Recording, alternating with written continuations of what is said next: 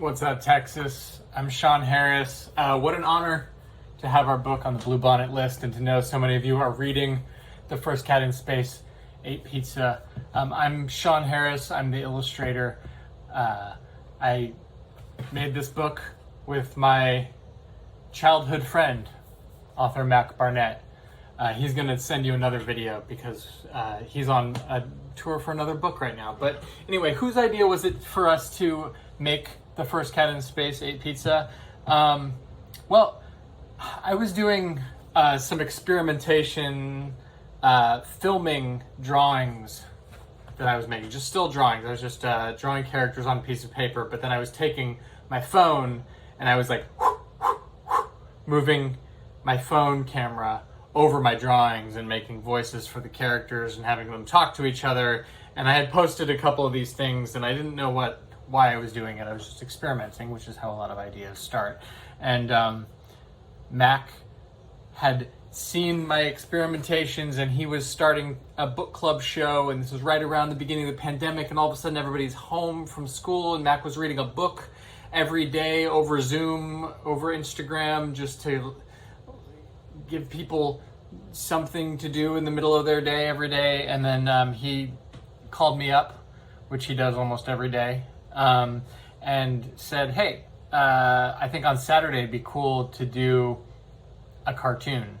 You want to make up a cartoon live and kind of animate it the way that you've been doing, whipping this camera over your still drawings? And I was like, sure.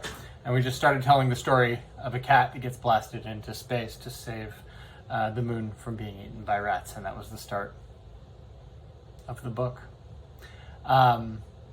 Before that, I became an illustrator professionally in first grade, is when I sold my first piece of art to some classmates in exchange for milk money, which I actually used the milk money not on milk, but to buy a fruit roll-up from the cafeteria. Anyway, came to find out I got sent to the principal's office.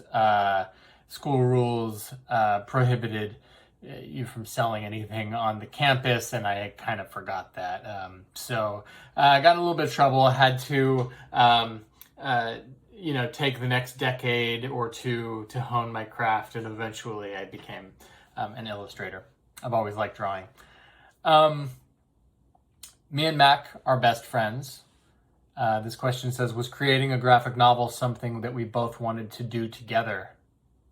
Well, not actually. We had never spoken about making a graphic novel. I was a big comics fan when I was younger. Mac was a little bit less familiar with comics. And so when we started talking about how to turn The First Cat in Space into a book, Mac has written a bunch of middle grade and YA books for, not YA, middle grade and picture books. He's got like 50 books out for kids. And so he's a great writer. But I started sharing with him all of my favorite comics and graphic novels, and then he started sharing with me back, and we traded probably 100 books before we actually started writing ours, and we found some of our very favorites to kind of inspire us on our journey making our first graphic novel. And it is The First Cat in Space. Book 1 was our first graphic novel that either of us ever made, and Book 2 is coming out this year in October of 2023, and it's going to be the second graphic novel that either of us make. And then, breaking news, Book 3 is scheduled to come out the year after that, and that will be the third graphic novel that either of us make. So, it's kind of exciting. What advice would you give to our young authors and illustrators in Texas as they learn to improve their skills? Well, I'm so glad to hear that you are improving your authorial and illustrator skills out there in Texas. I can tell you this. Every image that you see that looks like, finished, that's part of a book. If you can imagine that every image here I've drawn like at least 5 or 10 times.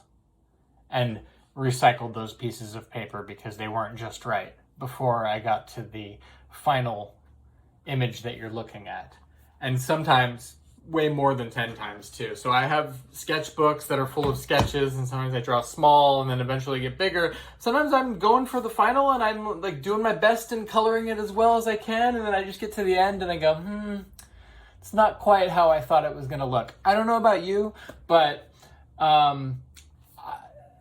some people talk about being able to visualize things and see pictures in their head, and to be honest, you might find this crazy, but as an illustrator, I don't really see vivid images in my head.